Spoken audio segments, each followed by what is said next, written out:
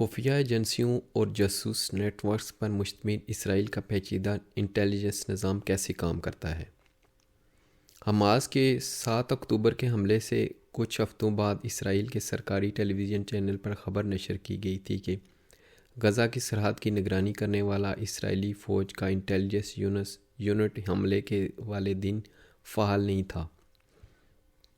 خبر کے مطابق 2 برسوں قبل یہ فیصلہ کیا گیا تھا کہ اس یونٹ میں کام کرنے والے اہلکاروں کی تعداد کو کم کیا جائے گا اور ان سے چھٹی والے دن اور رات کے اوقات میں کام نہیں لیا جائے گا۔ یہ درجنوں خبروں میں سے ایک تھی جو حماس کے حملے کے بعد اسرائیلی سیکیورٹی اور انٹیلیجنس نظام میں ممکنہ خرابیوں کے حوالے سے نشر کی گئی تھی۔ اسرائیل پر حملوں کے بعد تقریباً ہر اسرائیلی شہری یہ سوال پوچھتا ہوا نظر آیا کہ ملک کو کسی بھی حملے سے بچانے کے لیے بنایا گیا 70 برس پرانا سیکیورٹی اور انٹیلیجنس نظام کیسے پلک جھپکتے ہی منہدم ہو گیا۔ یہ سوال بھی اٹھائے گئے کہ غزہ کی سرحد کی نگرانی کرنے والا اسرائیلی فوج کی خواتین کا یونٹ کی حماس کے حملے سے متعلق انتباہ کو کیوں نظر انداز کیا گیا اور سرحد کی نگرانی کے لیے ٹیکنالوجی پر ضرورت سے زیادہ انحصار کیوں کیا گیا۔ اسرائیل کا قیام فوجی انٹیلیجنس اور سیکیورٹی کی برتری کی بنیاد پر ہوا تھا۔ یہ ایسا ملک تھا جس کے اندر لاکھوں لوگ بیگار تھے اور اس کے سارے پڑوسی اس کے دشمن تھے۔ اسرائیل کی بقا کا تحفظ اس کی انٹیلیجنس کمیونٹی کے وسیع پیچیدہ اور خفیہ تنظیموں کے بغیر ممکن نہیں تھا۔ موساد کو اسرائیل کے وجود میں آنے کے تقریباً 1.5 سال بعد دسمبر 1949 میں قائم کیا گیا تھا، جس کا کام ملک کو بیرونی خطرات سے محفوظ رکھنا تھا۔ اس ادارے کو قائم کرنے کا مقصد یہ بھی تھا کہ اسرائیل کے وجود کو محفوظ رکھا جائے۔ شباک یا شن بیٹ کا قیام 1949 میں عمل آیا تھا اور اس انٹیلیجنس ایجنسی کی ذمہ داری ہے کہ وہ ملک کی داخلی سلامتی کو یقینی بنائے۔ شن بیٹ کا دعویٰ ہے کہ وہ غرب اردن اور غزہ کی پٹی سے اسرائیل کے خلاف اٹھنے والے خطرات کے خلاف غیر مرئی ڈال ہے۔ امان اسرائیل کی ملٹری انٹیلیجنس ایجنسی ہے جو کہ ڈیفنس فورسز کے جنرل سٹاف کے تحت کام کرتی ہے۔ اس ایجنسی کا بنیادی کام معلومات کا حصول اور اس کا تجزیہ کر کے انٹیلیجنس فوجی کمانڈ کو فراہم کرنا ہوتا ہے۔ اسرائیل میں انٹیلیجنس اداروں کی تاریخ اس کے وجود میں آنے سے بھی زیادہ قدیم ہے۔ برطانوی دور حکومت میں 1922 سے 1948 کے درمیان یہاں شائی نامی جاسوس ایجنسی کام کرتی تھی، جو کہ صہیونی نیم فوجی تنظیم ہگانا کے انٹیلیجنس ونگ تھی۔ اسرائیل کے وجود میں آنے کے بعد امان کی بنیاد ہگانائی کے طرز پر رکھی گئی تھی۔ امان متعدد یونٹس پر مشتمل ہے، لیکن 8200 N9900 اور 504 اس کے اہم ترین یونٹس ہیں جو کہ غزہ میں اسرائیلی جنگ میں اہم کردار نبھا رہے ہیں۔ ان یونٹس کی ذمہ داری ہے کہ یہ ایران کی جانب سے اسرائیل کو لاحق انٹیلیجنس اور فوجی خطرات کی نشاندہی کریں۔ غزہ میں اسرائیلی جنگ کی ابتدا سے قبل میڈیا میں یہ اطلاعات بھی نشر کی گئی تھیں کہ اسرائیل نے اپنے انٹیلیجنس سرکل میں ایک نئے یونٹ برانچ 54 کا اضافہ کیا ہے۔ اس یونٹ کے حوالے سے کہا گیا ہے کہ برانچ 54 ملک کے ملٹری انٹیلیجنس ڈائریکٹوریٹ کے زیر نگرانی کام کرے گا اور اس کی ذمہ داری ہوگی کہ وہ ایران اور خصوصاً پاسدارانہ انقلاب کے ساتھ ہونے والی کسی بھی ممکنہ جنگ کے لیے تیاریاں کرے۔ یونٹ 8200 کا شمار اسرائیلی انٹیلیجنس نظام کے اہم ترین ستونوں میں سے کیا جاتا ہے اور اس کے ذریعے اسرائیلی فوج الیکٹرانک جاسوسی کرتی ہے۔ اسرائیلی فوج کے مطابق یہ ان کا سب سے بڑا اور اہم ملٹری انٹیلیجنس یونٹ ہے۔ اطلاعات کے مطابق یونٹ 8200 میں 10,000 سے زائد افراد کام کرتے ہیں اور اس میں کام کرنے والے اہلکاروں کا انتخاب ایلیٹ اور پڑھی لکھی فورسز سے کیا جاتا ہے۔ یہ بھی کہا جاتا ہے کہ اس یونٹ میں کام کرنے والے اہلکاروں کی تعداد موساد اور شن بیٹ کے اہلکاروں سے بھی زیادہ ہے۔ اسرائیلی فوج کے مطابق جاسوسی کے لیے ڈیجیٹل اور الیکٹرانک آلات بنانے کی ذمہ داری بھی یونٹ 8200 کی ہے۔ وہ معلومات اکٹھی کرتی ہے، اس کا تجزیہ کرتے ہیں اور متعلقہ حکام کو ارسال کرتے ہیں۔ یونٹ 8200 اسرائیل کے تمام علاقوں میں متحرک ہے اور حالات جنگ میں اسرائیلی فوج کے ہیڈ کوارٹر سے کام کرتا ہے تاکہ معلومات تک رسائی کو تیز بنایا جا سکے۔ یونٹ 82 کی دیگر ذمہ داریاں مواصلاتی نظام کی وائر ٹیپنگ، انٹیلیجنس اور فوجی معلومات کو ڈی کوڈ کرنا، سوشل میڈیا اور انٹرنیٹ سے انٹیلیجنس اکٹھی کرنا، سائبر خطرات کی شناخت، انٹیلیجنس اکٹھی کرنے کے لیے الیکٹرانک اور سائبر آلات بنانا۔ ٹیکنالوجی کے اعتبار سے یونٹ 8200 کا موازنہ دنیا کی بڑی جاسوس ایجنسیوں کے ساتھ کیا جاتا ہے اور تکنیکی لحاظ سے اسے امریکی ادارے نیشنل سیکیورٹی ایجنسی کے ہم پلہ گردانا جاتا ہے۔ یونٹ 82 کی سرگرمیوں کو ہمیشہ خفیہ رکھا گیا ہے، لیکن اس کے باوجود عسکری اور انٹیلیجنس ماہرین کا کہنا ہے کہ اس یونٹ نے اسرائیل کی دفاعی اور جارحانہ دونوں قسم کے آپریشنز میں اہم مرکزی کردار ادا کیا ہے۔ یہ بھی کہا جاتا ہے کہ یونٹ 8200 ایران میں سن 2010 میں جوہری تنصیبات پر ہونے والے سائبر حملے میں بھی ملوث تھا۔ ایرانی تنصیبات کو متاثر کرنے کے لیے یونٹ 8200 نے سٹیک نیٹ نامی وائرس کا استعمال کیا تھا۔ یونٹ 8200 کے ڈپٹی کمانڈر یوری اسٹیف نے اسرائیلی اخبار ہارٹز کو دیے گئے ایک انٹرویو میں کہا تھا کہ سائبر میدان میں ایران کے ساتھ ہماری جنگ جیسی دنیا میں کوئی اور مثال نہیں۔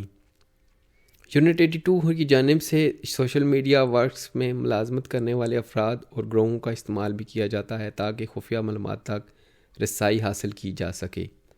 یونٹ 8200 کا قیام 1952 میں عمل میں آیا تھا۔ اس کا پہلا نام سیکنڈ انٹیلیجنس سروسز یونٹ رکھا گیا تھا۔ بعد میں اس یونٹ کو 848 یا 515 کے نام سے پکارا جاتا رہا۔ کہا جاتا ہے کہ 1967 میں عرب ممالک کے ساتھ 6 روزہ جنگ میں یونٹ 8200 نے مصر اور شام میں انٹیلیجنس اکٹھی کرنے میں مرکزی کردار ادا کیا تھا۔ یہ جنگ اسرائیل کی فتح پر ختم ہوئی تھی۔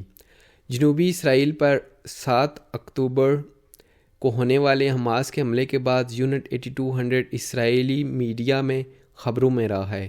امریکی اخبار نیو یارک ٹائمز کے مطابق حماس کے حملے سے 1 سال پہلے یونٹ 8200 نے حماس کے ریڈیو کی نگرانی بند کر دی تھی۔ اگر یونٹ 8200 کو اسرائیل کے کان کہا جا سکتا ہے تو یونٹ 9900 کو اس کی آنکھیں بھی قرار دیا جا سکتا ہے۔ یونٹ 9900 کی ذمہ داریوں میں تصویری اور ویڈیو انٹیلیجنس حاصل کرنا شامل ہے۔ انٹیلیجنس کے حصول کے لیے اس یونٹ کی طرف سے سیٹلائٹ، جاسوس جہازوں اور ڈرون طیاروں کا استعمال کیا جاتا ہے۔ انٹیلیجنس کا حصول اور اس کے تجزیوں پر مبنی رپورٹس فیصلہ سازوں اور فوجی کمانڈرز کو مہیا کرنا بھی یونٹ 9900 کی ذمہ داریوں میں شامل ہے۔ یونٹ 9900 کے پاس جدید ٹیکنالوجی موجود ہے جس کا استعمال کرتے ہوئے جنگ میں مصروف اسرائیلی فوج کو 3D نقشے بنا کر دیتے ہیں۔ حال ہی میں سن 2020 میں یونٹ 9900 میں ایک اور یونٹ قائم کیا گیا جس کی ذمہ داری جاسوس ڈرونز کی سرگرمیوں کو بڑھانا ہے۔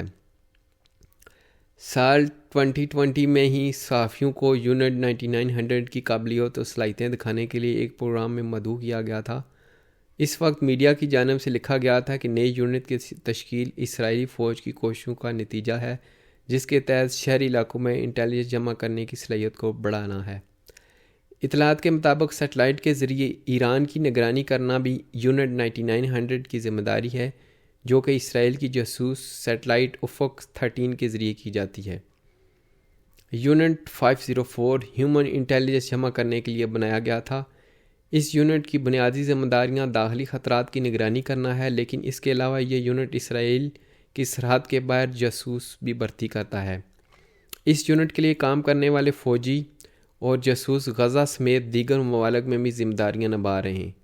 اسرائیلی فوج کے یونٹ 504 کے حوالے سے کہا جاتا ہے کہ ملک کی سلامتی میں اس یونٹ کا مرکزی کردار رہا ہے اور اس کی جانب سے سینکڑوں کامیاب آپریشنز کیے جا چکے ہیں، لیکن اس کے باوجود اس یونٹ کی سرگرمیوں سے چند ہی لوگ واقف ہیں۔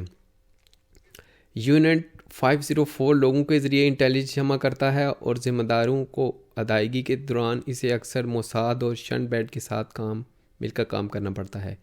ان تمام ذمہ داریوں کے علاوہ یونٹ 504 کو لبنان کے محاذ بھی دیا گیا ہے جہاں یہ انٹیلیجنس اکٹھی کرتا ہے۔ لیکن 7 اکتوبر کے حملے کے بعد یونٹ 504 نے جنوبی اسرائیل میں اپنا کمانڈ ہیڈ کوارٹر بنا لیا اور اس کی توجہ اب غزہ پر مرکوز ہے۔ غزہ میں جاری جنگ کے دوران جب اسرائیلی فوج نے شفا اسپتال کا محاصرہ کیا تو اسرائیلی میڈیا پر یہ خبریں نشر کی گئی تھیں کہ اس اسپتال میں حماس کی سرگرمیوں کے حوالے سے معلومات یونٹ 504 کے ذریعے آئی تھی۔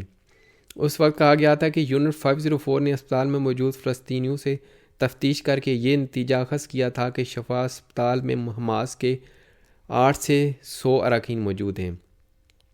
یہ بھی کہا جاتا ہے کہ شام میں خانہ جنگی کے دوران شامی صدر بشار الاسد کو اپوزیشن اور باغیوں کے ساتھ تناؤ کم کرنے کے لیے راضی کرنے میں یونٹ 504 نے مرکزی کردار ادا کیا تھا۔